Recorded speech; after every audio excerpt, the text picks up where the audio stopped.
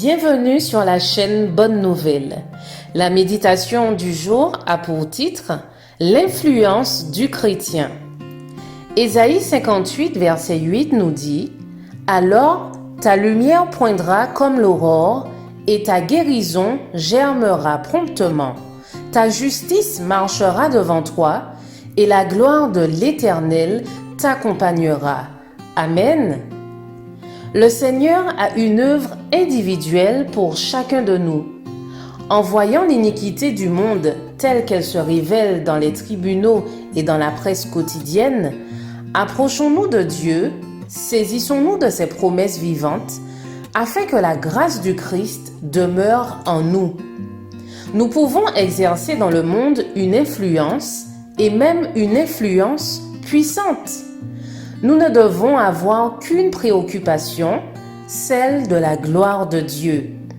Nous devons travailler en déployant toute l'intelligence que Dieu nous a donnée.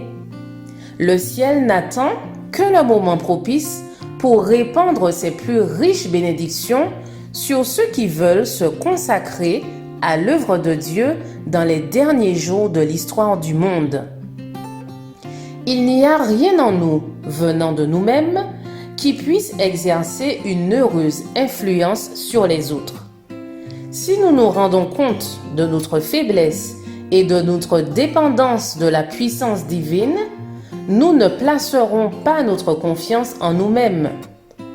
Pouvons-nous savoir quelles seront les conséquences d'un jour, d'une heure, d'un seul instant?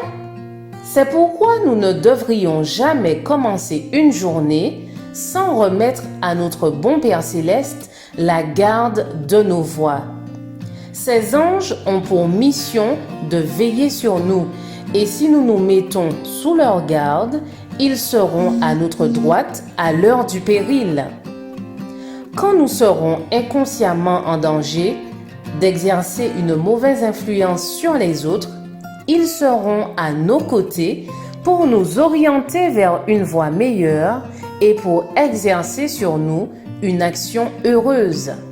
C'est ainsi que notre influence peut être une puissance silencieuse, inconsciente, mais cependant efficace pour attirer des âmes au Christ et vers le ciel. L'influence personnelle est une force.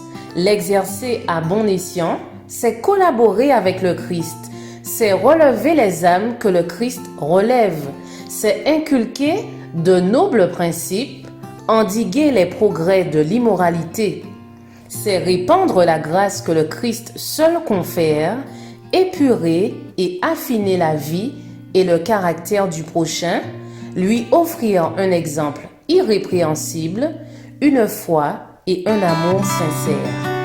Je vous souhaite une excellente journée, que la grâce de Jésus repose sur vous.